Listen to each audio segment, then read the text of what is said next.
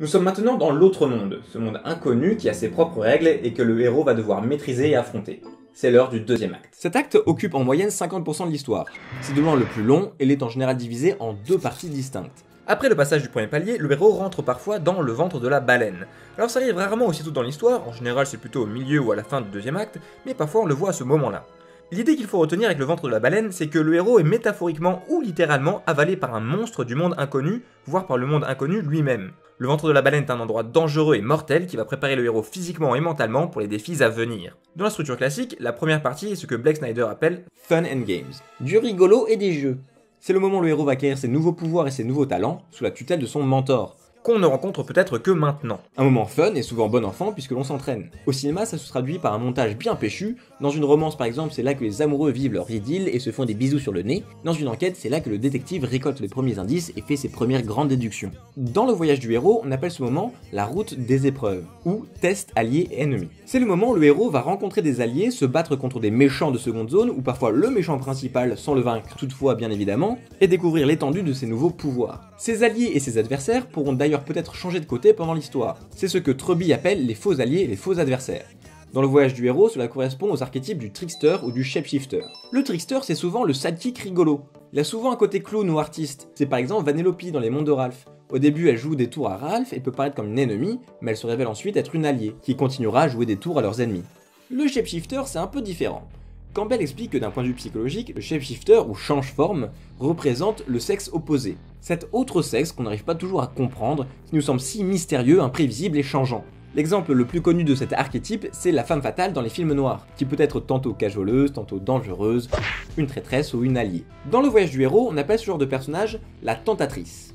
Même si aujourd'hui, les mythes étant un peu moins patriarcaux, on peut aussi rencontrer des tentateurs. C'est un test mental pour le héros. Souvent, il s'agit de proposer au héros de se sauver lui-même, de gagner un pouvoir ou d'obtenir ce qu'il désire en échange de quelque chose qui va mettre en danger ceux qu'il est censé protéger. Cette étape est importante dans l'histoire parce qu'elle va définir qui est notre héros.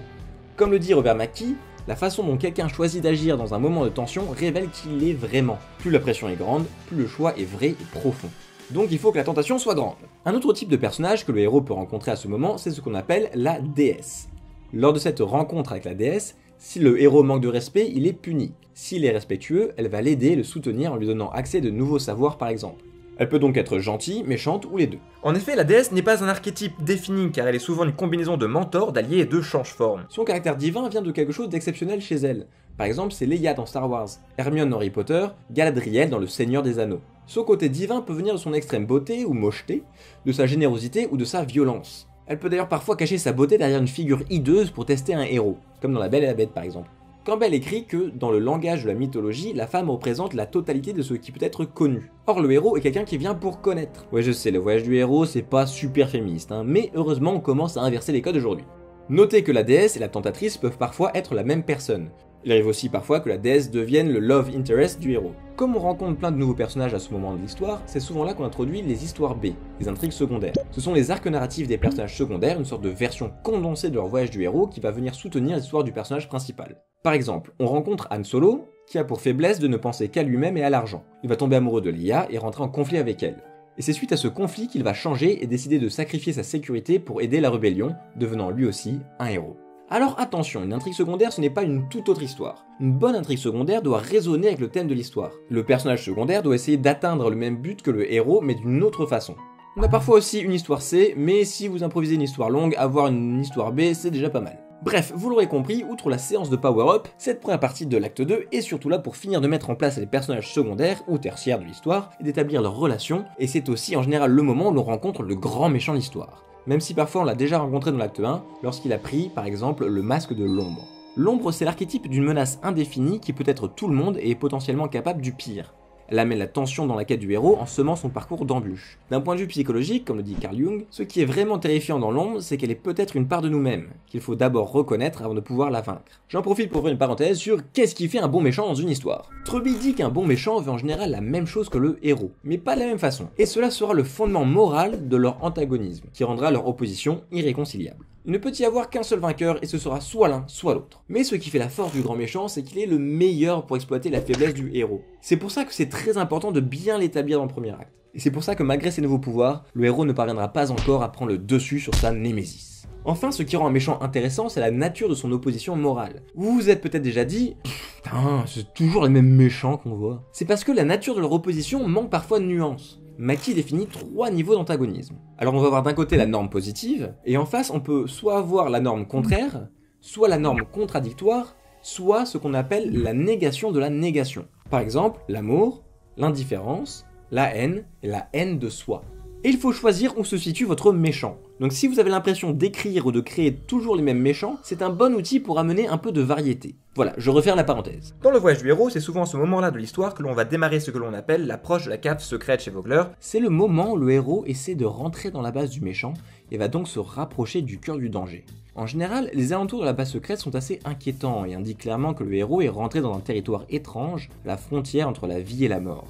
Une fois que le héros et ses amis ont franchi les obstacles sur leur route, ils vont rentrer dans cette cave, et en effet, le héros va y trouver une certaine forme de mort. Le héros est dans l'antichambre du mal, au cœur de la citadelle, et affronte sa plus grande peur tandis que la mort lui renifle la nuque. On arrive maintenant à la fin de la première partie de l'acte 2 qui se clôture par le midpoint. Blake Snyder dit d'ailleurs que si tu ne sais pas faire un midpoint, tu ne sais pas écrire une histoire. Alors le midpoint arrive en général au milieu de l'histoire, comme vous l'aurez deviné, et c'est un moment charnière dans l'intrigue où tout commence à basculer. Le rythme va changer, les enjeux vont augmenter, par exemple dans une comédie romantique, c'est le moment où les amoureux vont coucher ensemble pour la première fois. Dans le royaume du scriptwriting, on appelle ça le sexe à la page 60. Dans une structure classique, il y a 3 grands types de midpoint. Soit c'est une fausse victoire, le héros pense avoir gagné, mais en fait, les choses sérieuses ne font que commencer. Ou alors il vient de gagner une bataille, mais pas la guerre. Soit c'est une fausse défaite. Il se passe quelque chose de terrible, mais ce n'est que le début des problèmes. Le héros qui pense avoir tout perdu va réaliser qu'il était loin du compte car l'avenir va se révéler encore bien plus sombre. Enfin, le midpoint peut être aussi une révélation, comme une bombe à retardement. Par exemple dans Titanic, le bateau percute l'iceberg et on réalise qu'il va couler. Et Rose et Jack couchent ensemble, comme ça on a aussi du sexe à la page 60. Dans le voyage du héros, cela correspond la plupart du temps à ce qu'on appelle la crise ou l'épreuve suprême chez Vogler ou le ventre de la baleine chez Campbell. Je dis la plupart du temps parce qu'on trouve parfois l'approche de la cave secrète et la crise plus tard dans l'histoire. Hollywood a tendance à la mettre aux 2/3 du récit. Donc vous prenez pas trop la tête sur la chronologie. L'important c'est de comprendre à quelles énergies ça correspond. Bref, c'est le moment le plus important de toute l'histoire. Si le héros avait bien appris des choses dans son entraînement dans la partie Fun and Games, ce n'était que des choses extérieures qui correspondaient à son désir mais pas à son besoin. Ce moment va lui apprendre ce dont il a besoin et répondre à son appel de l'intérieur, ce qui va se traduire par une certaine forme de mort. C'est pour ça qu'on appelle ça aussi le passage du second palier. Une sorte de symbole de la mort spirituelle du héros, le sacrifice de son ego sans lequel aucun dépassement de soi ne peut s'accomplir. Le sacrifice est d'ailleurs la définition même du héros, quelqu'un qui choisit de perdre quelque chose auquel il est attaché pour pouvoir défendre quelque chose d'autre, grandir, devenir meilleur et accomplir son but. Cette mort symbolique s'accompagne parfois d'un changement physique. Cette mort est une crise que le héros doit traverser pour pouvoir vaincre. C'est la seule façon pour lui de réussir.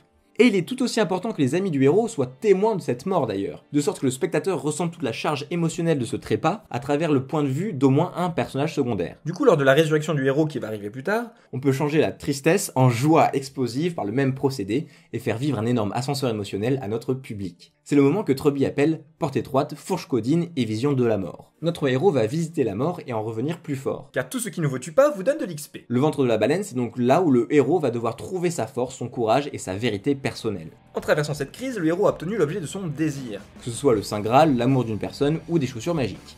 On appelle ça la récompense ou prendre l'épée. Un moment libérateur et riche en dopamine qu'il ne faut pas négliger dans une histoire. Celui où on fait tomber cotillon, serpentin et gloire sur le museau de nos héros. C'est le moment qui doit marquer à jamais les esprits et faire du héros une figure mythologique. C'est Persée qui décapite la Méduse, Thésée qui décapite le Minotaure, Geoffrey qui décapite, bref, vous voyez où je veux en venir. Campbell distingue 3 grands types de récompenses. Des récompenses qui ne sont pas exclusives puisque le héros peut parfois les obtenir toutes les 3. 1. Le dénouement avec le père. Le héros va arriver à surmonter une figure paternelle, soit en la battant, soit en obtenant son approbation ou en étant considéré comme son égal. Bref, on arrive à une forme de réconciliation dans cette relation. Le père est parfois une figure d'autorité, ou quelqu'un avec un grand pouvoir. Et toujours joué par Liam Neeson. Il arrive aussi parfois que la rencontre avec la déesse dont j'avais parlé dans l'acte 2 soit mise ici. C'est un peu le pendant féminin du dénouement avec le père, si vous voulez. L'exemple classique, c'est le grand mariage à la fin de l'histoire, où le héros épouse la déesse au sens symbolique ou parfois littéral du terme. 2. L'apothéose. Après ou avant avoir vaincu son adversaire, le héros va atteindre un nouveau statut, accéder à de nouvelles capacités qui le séparent du commun des mortels. Leur ego est enfin parvenu à prendre le masque du soi idéal. Il a compris le sens de son existence, compris le monde et a pris une position importante en son sein. Il peut voir et faire des choses que les autres ne peuvent pas. Cela veut souvent dire qu'il ne s'intéresse plus qu'à lui-même, mais plutôt au bien-être des autres autour de lui. Bref, le héros devient un modèle, un saint, un idéal, voire un dieu. Et troisième récompense, l'ultime bénédiction. Le héros va obtenir une ultime bénédiction ou un suprême élixir. L'obtention de cette récompense peut amener à ce que Campbell appelle le vol magique. Comme il a volé l'élixir ou la bénédiction, à ce moment le héros doit partir à toute vitesse, ce qui donne souvent lieu à une course-poursuite. Alors il arrive aussi parfois que le héros ait besoin d'une aide extérieure. C'est ce que Campbell appelle le secours de l'extérieur. Vous pouvez voir ça comme une des variantes du vol magique. Par exemple, Frodon et ses aigles, c'est un vol magique grâce au secours de l'extérieur. Alors allez-y mollo avec les aides venues de l'extérieur parce qu'il faut quand même que ce soit un peu justifié par l'histoire. Sinon c'est ce qu'on appelle un Deus Ex Machina. Et oui, c'est de là que vient le nom de la chaîne. Deus Ex Machina, littéralement un dieu sorti de la machine, fait référence à un terme du théâtre grec où une figure divine était amenée sur scène grâce à une machine, une grue en l'occurrence, pour résoudre une situation insoluble. Puis pouf, il repartait. Genre dans les Euménides d'Échille ou dans Médée d'Euripide, il y a Hélios, le dieu du soleil qui se pointe. Surprise, motherfucker. Aujourd'hui c'est considéré comme une facilité d'écriture, donc on évite de le faire. Si ça vous intéresse, Karim Debache en parle dans le dernier épisode de Cross, je dis ça au cas où certains d'entre vous ne connaissent pas Cross, vous allez vous régaler. Entre parenthèses, parfois les récompenses et le vol magique ça n'arrive qu'à la fin et on peut aussi les cumuler. Par exemple, Moana obtient l'ultime bénédiction de la déesse, se réconcilie avec son père et devient la meneuse de son peuple à travers les océans. Mais revenons au midpoint de notre voyage. Si le héros a eu ce qu'il souhaitait, l'histoire n'est pas finie pour autant. Car maintenant il va falloir apprendre à utiliser cette récompense pour défaire le grand méchant de l'histoire qui est très remonté contre notre héros. Bref, changement de tempo et à partir de là ça va aller de pire en pire pour nos héros, car toute la seconde partie de l'acte 2 est dédiée à « ça se complique ». Les méchants se rapprochent. C'est le moment où un tas d'emmerdes vont tomber sur la truffe de notre héros et de ses compagnons car ses ennemis contre-attaquent. Si Batman a fessé les laquais du jockey, c'est là qu'ils se regroupent pour frapper fort dans le petit cœur du chevalier noir de Gotham. Le héros et ses amis vont échafauder un plan en réponse à ces agressions et entamer une série d'actions variées pour défaire la menace. Hélas, malgré tous leurs efforts, c'est un échec critique pour nos protagonistes. Voyant sa chute arriver, la faiblesse du héros va remonter, il va d'ailleurs peut-être commencer à user de techniques contraires aux valeurs morales qu'il porte. Toujours sans succès. Oh, then that's the rule you'll have to break to know the truth. Which is? The only sensible way to live in this world is without rules. And tonight you're gonna break your one rule. C'est en général à ce moment qu'un allié du héros va lui secouer les puces pour lui dire « Wow mec, qu'est-ce que tu fais ?» C'est le fameux moment où le héros est tenté d'utiliser les techniques du grand méchant pour son propre compte, et réalise qu'il n'est peut-être pas si différent de lui. Du coup, il va se fâcher avec son allié qui va peut-être lui tourner le dos et ajouter cette dernière perte à un bilan déjà désastreux. C'est ce que Truby appelle l'attaque par un allié. Bref, c'est une partie assez fun et facile à inventer parce que ça consiste juste à en faire baver un maximum au héros. Dans une comédie romantique par exemple, c'est là que les amoureux s'engueulent. Pareil pour les buddy movies. Sortez les cadavres du placard, révélez les gros mensonges, faites exploser les bombes et tirez les fusils de Tchekhov, faites feu de tout bois pour noyer de Waterloo notre héros. Et si vous faites bien votre travail, vous allez naturellement arriver à... tout est perdu. C'est le moment où le héros s'est fait punching-balliser de toutes parts. Oui, mon chien est mort, ma femme m'a quitté, j'ai perdu mon boulot, on a changé de tranche fiscale. C'est d'ailleurs souvent là que le mentor meurt réellement ou symboliquement. Ce moment est une perte matérielle et physique que l'on pourrait presque mesurer en dollars, en crédits impériaux ou toute autre monnaie en vigueur dans le monde de notre héros. À cette perte matérielle et physique va correspondre un autre moment qui le suit de très près. La nuit sombre de l'âme. C'est le moment où le héros chiale comme une gonzesse parce qu'il a tout perdu là. En gros, on essaie de vendre le moment au public pour qu'ils se disent « Vraiment, mais là il peut plus rien faire, c'est fini, ils arrêteront jamais les méchants, ils se remettront jamais ensemble, c'est la fin du monde. » Bref, c'est l'instant mouchoir. Tout est perdu, la nuit sombre de l'âme forment ensemble une fausse défaite. Car bien évidemment, notre héros va s'en sortir. Mais à ce moment de l'histoire, il faut qu'on y croie. Alors il arrive parfois que ce moment-là corresponde en fait à la crise dont j'ai parlé plus tôt. Donc encore une fois, ne vous formalisez pas trop sur la chronologie. Dans une structure classique, la transition entre l'acte 2 et l'acte 3 se fait par le point d'intrigue numéro 2. C'est le fameux moment où quelqu'un qui peut être le héros ou un de ses alliés va dire « Attendez, il y a peut-être un truc qu'on peut tenter, mais c'est super risqué. Une idée dangereusement folle et follement dangereuse, mais c'est la seule qu'ils ont. » Souvent les alliés du héros ne sont pas d'accord et disent que c'est du suicide. Et dans ce conflit, le héros va faire le choix de prendre tous les risques pour atteindre son objectif. Truby dit qu'à ce moment-là, le héros doit rentrer dans une dynamique obsessionnelle. Il est prêt à tout pour obtenir ce qu'il veut et c'est la seule chose qui compte. Par exemple, si le combat était jusqu'alors mené par sens du devoir, maintenant ça devient personnel. On entend des phrases du genre Shit just got real. Truby dit que c'est aussi le moment où on révèle le plan des méchants au public. Les héros l'ignorant, on crée de l'ironie dramatique et de la tension. Cette information va ensuite être révélée au héros par un personnage portant donc le masque de messager. Le messager, ou héros, écrit comme ça, est un masque assez simple, celui du colporteur de nouvelles. Ça peut être un bout de journal, une étoile filante, le son de l'océan ou un chat qui parle. Les messagers sont assez amusants à inventer en général, sont souvent un moyen efficace de révéler ou de rappeler l'ADN du monde inconnu. Bref, le héros va maintenant avoir toutes les cartes en main pour prendre une décision, qui sera la plupart du temps de poursuivre le plan préétabli, mais cette fois avec une dose d'urgence en plus ou quelques ajustements mineurs. En gros, ça fait... Ok les gentils, voilà notre plan. Ok les méchants, voilà notre plan. Oh mon dieu, mais le plan des méchants va complètement contrecarrer le plan des gentils. Et les gentils, j'ai vu le plan des méchants, ça va complètement contrecarrer notre plan. Qu'est-ce qu'on fait le héros? On n'a pas le choix, il faut qu'on continue avec le plan de base. Mais je viens de te dire que ça va contrecarrer nos plans. On n'a pas le choix, personnage secondaire. Il faut qu'on fasse le même plan, mais en prenant encore plus de risques. Surtout toi, personnage secondaire sacrifiable avec qui le public a suffisamment d'empathie pour être triste si jamais tu meurs. Dans le voyage du héros, ça va amener à ce que Vogler appelle la route du retour, où le héros va devoir se rapprocher à nouveau du repère du méchant. Il se peut d'ailleurs que le héros hésite à prendre cette route. Campbell appelle ce moment le refus du retour, qui fait écho au refus de l'appel de l'acte 1. Mais on va le convaincre, ou il va se convaincre lui-même de devoir le faire. Le repère du méchant étant solidement défendu par des gardiens que l'on n'avait peut-être jusqu'alors jamais vus, le héros va devoir utiliser toutes les leçons qu'il a apprises pour survivre et risquer de tout perdre à tout moment. C'est un moment où les gentils se regroupent, échafaudent des plans et font des super speeches patriotiques pour galvaniser les troupes. Devant cette adversité, va se révéler au public la relation pleine de complicité entre les gentils héros. On sent qu'ils ont vécu des choses fortes ensemble et qu'ils sont désormais unis plus que jamais. Ce moment est donc là pour renforcer le héros et affermir encore sa détermination. C'est maintenant la fin de l'acte 2 et le début du troisième acte. On sent que le héros a décidé de vaincre ou périr. Il va se jeter à corps perdu dans l'affrontement final qui va occuper la majeure partie de l'acte 3. C'est l'heure de l'ultime bataille.